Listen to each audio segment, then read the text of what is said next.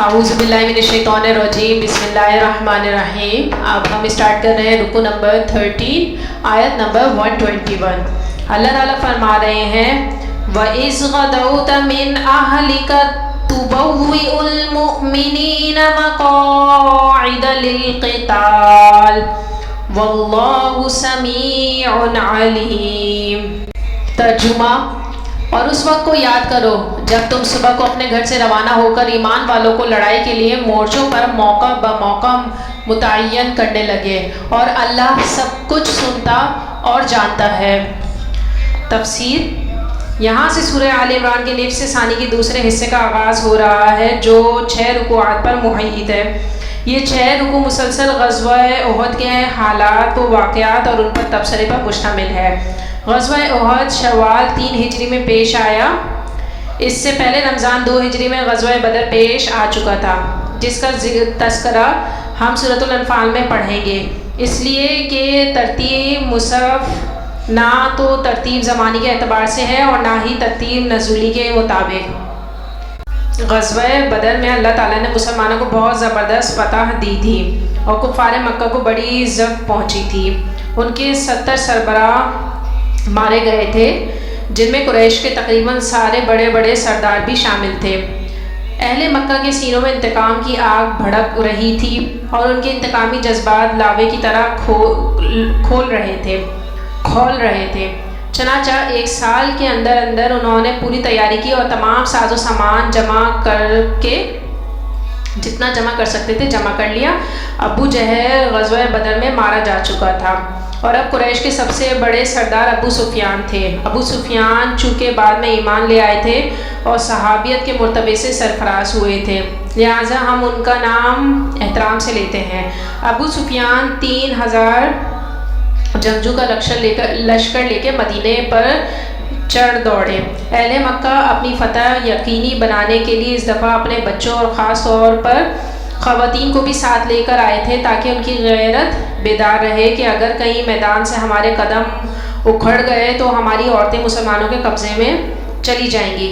ابو سفیان کی بیوی ہندہ بت عطیہ بھی لشکر کے ہمراہ تھی، وہ بھی بعد میں فتح مکہ کے موقع پر ایمان لے آئی تھی۔ غزوہ بدر میں ہندہ کا باپ، بھائی اور چچا مسلمانوں کے ہاتھوں واصل جہنم ہو چکے تھے، لہٰذا ان کے سینے کے اندر بھی انتقام کی آگ بھڑک رہی تھی۔ مکہ کا شاید ہی کوئی گھر بچا ہو جس کا کوئی فرد غزوہ بدر میں مارا نہ گیا ہو۔ اس موقع پر نبی اکرم صلی اللہ علیہ وسلم نے مدینہ منورہ میں ایک مشاورت منعقد فرمائی کہ اب کیا حکمت عملی اختیار کرنی چاہیے جبکہ 3000 کا لشکر مدینے پر چڑھائی کرنے آ رہا ہے۔ رسول اللہ صلی اللہ علیہ وسلم کا اپنا رجحان اس طرف تھا کہ اس صورتحال میں ہم اگر مدینے میں محصور ہو کر مقابلہ کریں تو بہتر رہے گا۔ عجیب اتفاق ہے کہ رئیس المنافقین عبداللہ بن ابی کی بھی یہی رائے تھی لیکن وہ لوگ جو بدر کے بعد ایمان لائے تھے اور وہ جو غزوہ بدر میں شریک نہیں ہو پائے تھے، ان میں سے خاص طور پر نوجوانوں کی طرف سے خصوصی جوش و خروش کا مظاہرہ ہو رہا تھا کہ ہمیں میدان میں نکل کر دشمن کا ڈٹ کر مقابلہ کرنا چاہیے، ہمیں تو شہادت درکار ہے، ہمیں آخر موت سے کیا ڈر ہے۔ چنانچہ رسول اللہ صلی اللہ علیہ وسلم نے ان کے جذبات کا لحاظ کرتے ہوئے فیصلہ فرما دیا کہ دشمن کا کھلا میدان میں مقابلہ کیا جائے گا۔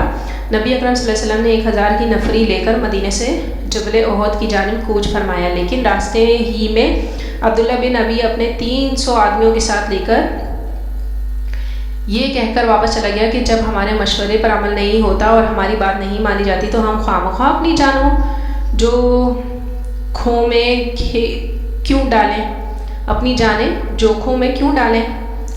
300 منافقین کے چلے جانے کے بعد اسلامی لشکر میں صرف 700 افراد باقی رہ گئے، جن میں کمزور ایمان والے بھی تھے۔ چنانچہ دامن احد میں پہنچ کر مدینہ کے 2 خاندانوں بنو حارثہ اور بنو سلمہ کے قدم بھی تھوڑی دیر کے لیے ڈگمگائے اور انہوں نے واپس لوٹنا چاہا، لیکن پھر اللہ تعالیٰ نے ان کو حوصلہ دیا اور ان کے قدم جما دیے۔ اس کے بعد جنگ ہوئی تو اللہ کی طرف سے مدد آئی، اللہ نے لشکر اسلام کو فتح دی اور مشرکین کے قدم اکھڑ گئے۔ نبی اکرم صلی اللہ علیہ وسلم نے احد پہاڑ کو اپنی پشت پر رکھا تھا اور اس کے دامن میں صف بندی کی تھی، سامنے دشمن کا لشکر تھا۔ پہاڑ میں ایک درہ تھا اور حضور صلی اللہ علیہ وسلم کو اندیشہ تھا کہ ایسا نہ ہو کہ وہاں سے ہم پر حملہ ہو جائے اور ہم دو طرف سے چکی کی دو پارٹوں کے درمیان آ جائیں. لہٰذا آپ صلی اللہ علیہ وسلم نے اس درہ پر حضرت عبداللہ بن جبیر رضی اللہ تعالیٰ کی عمارت میں 50 تیر انداز تعینات فرما دیے اور انہیں تاکید فرمائی تھی یہاں سے مت ہلنا، چاہے تم دیکھو کہ ہم سب مارے گئے ہیں اور ہمارا گوشت چیلے اور کوے نوچ رہے ہیں، تب بھی یہ جگہ مت چھوڑنا. لیکن جب مسلمانوں کو فتح ہو گئی تو درے پر مامور حضرات میں اختلاف رائے ہو گیا. ان میں سے اکثر نے کہا کہ رسول اللہ صلی اللہ علیہ وسلم نے ہمیں جو اتنی تاکید فرمائی تھی وہ تو شکست کی صورت میں تھی، اب تو فتح ہو گئی ہے، لہٰذا اب ہمیں بھی چل کر مال غنیمت جمع کرنے میں باقی سب لوگوں کا ساتھ دینا چاہیے. حضرت عبداللہ بن جبیر رضی اللہ تعالیٰ عنہ وہاں کے لوکل کمانڈر تھے، وہ انہیں منع کرتے رہے کہ یہاں سے ہرگز مت ہٹو، رسول اللہ صلی اللہ علیہ وسلم کا حکم یاد رکھو. لیکن وہ حضور صلی اللہ علیہ وسلم کے حکم کی تعویل کر چکے تھے. ان میں سے 35 افراد درہ چھوڑ کر چلے گئے اور صرف 10 باقی رہ گئے. خالد بن ولید جو اس وقت تک ایمان نہیں لائے تھے، مشرکین کی گھڑ سوار فوج کے کمانڈر تھے. ان کی عقابی نگاہ نے دیکھ لیا کہ وہ درہ خالی ہے. ان کی پیدل فوج انفینٹری شکست کھا چکی تھی اور بھگدڑ مچ چکی تھی. ایسے میں وہ اپنے 200 گھوڑ سوار کے دستے کے ساتھ احد کا چکر کاٹ کر پشت سے اس درے کے راستے مسلمانوں پر حملہ آور ہو گئے. درے پر صرف 15 تیر انداز باقی تھے. ان کے لیے 200 گھڑ سوار کی یلغار کو روکنا ممکن نہیں تھا. وہ مزاحمت کرتے ہوئے شہید ہو گئے. اس اچانک حملے سے یک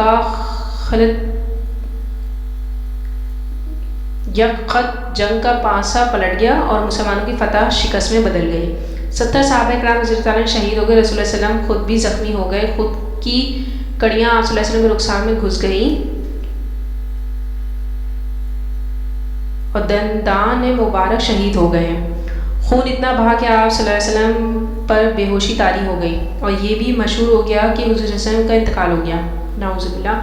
اس سے مسلمانوں کے حوصلے پست ہو گئے. لیکن پھر جب رسول اللہ علیہ وسلم نے لوگوں کو پکارا تو لوگ ہمت کر کے جمع ہوئے.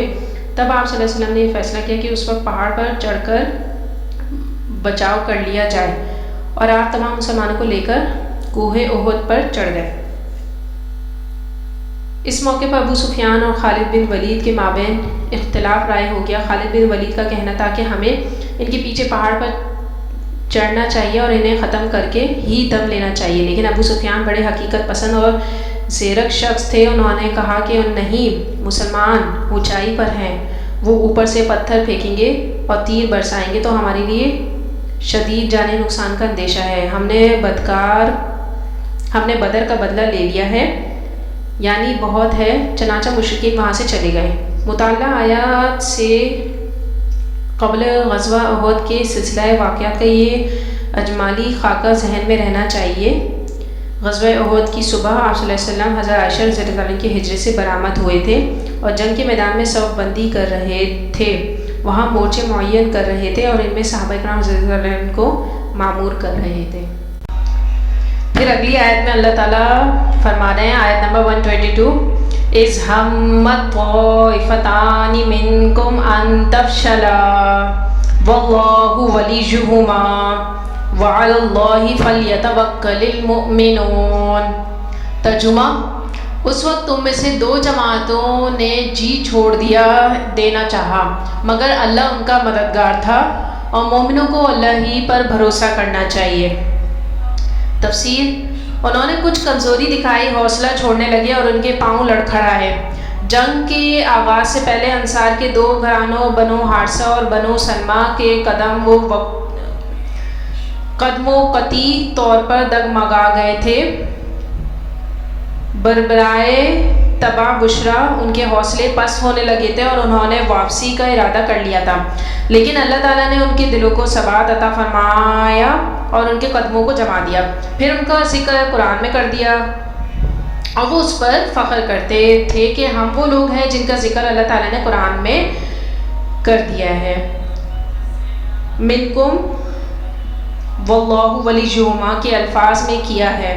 غور طلب بات یہ ہے کہ 300 منافقین جو میدان جنگ سے چلے گئے تھے، اللہ تعالیٰ نے ان کا ذکر تک نہیں کیا، گویا وہ اس لائق بھی نہیں ہے کہ ان کا براہ راست ذکر کیا گیا، البتہ آخر میں ان کا ذکر بالواسطہ طور پر انڈائریکٹلی آئے گا۔ اگلی آیت میں اللہ تعالیٰ فرما رہے ہیں وَلَقَدْ نَصَرَكُمُ اللَّهُ بِبَدْرٍ وَأَنْتُمْ أَذِلَّةٌ فَاتَّقُوا اللَّهَ لَعَلَّكُمْ تَشْكُرُونَ۔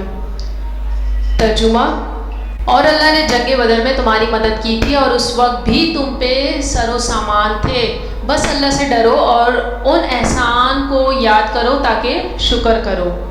تفسیر، غزوہ بدر میں 1000 مشرکین کے مقابلے میں اہل ایمان صرف 313 تھے، جبکہ سب کے پاس تلواریں بھی نہیں تھیں۔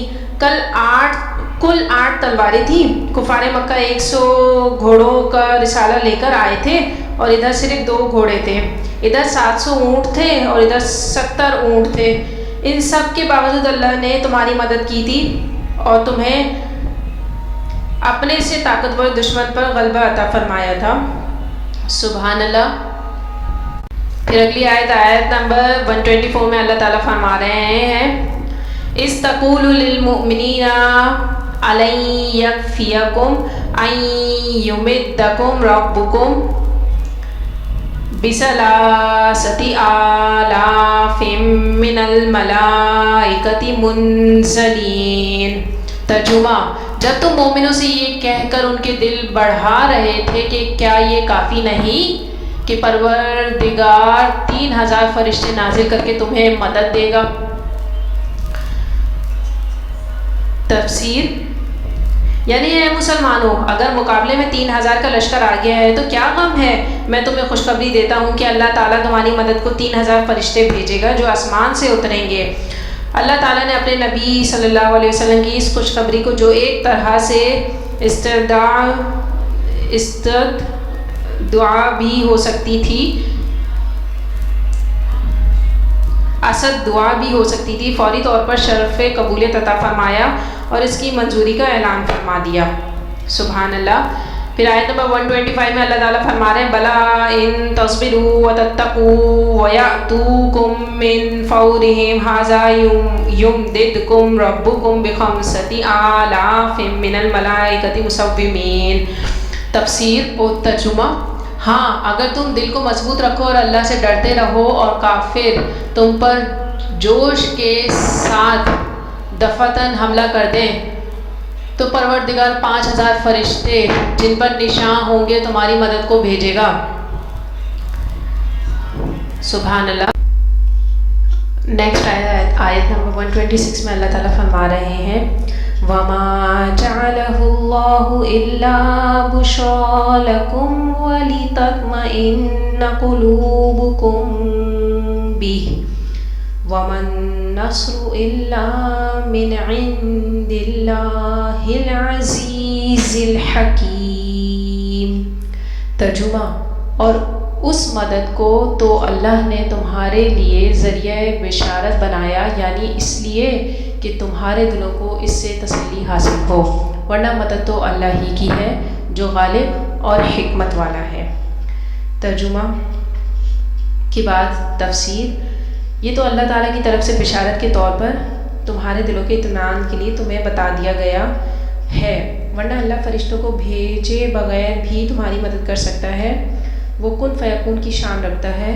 تمہیں یہ بشارت تمہاری طبع بشری کے حوالے سے دی گئی ہے کہ اگر 3000 کی تعداد میں دشمن سامنے ہو تو تمہاری مدد کو 3000 فرشتے اتر آئیں گے، اور اگر وہ فوری طور پر حملہ آور ہو گئے تو ہم 5000 فرشتے بھیج دیں گے۔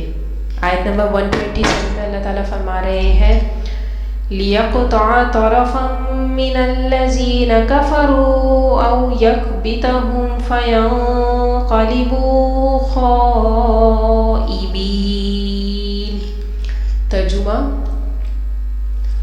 یہ اللہ نے اس لیے کیا کہ کافروں کی ایک جماعت کو ہلاک یا انہیں ذلیل و مغلوب کر دے کہ جیسے آئے تھے ویسی ہی ناکام واپس جائیں۔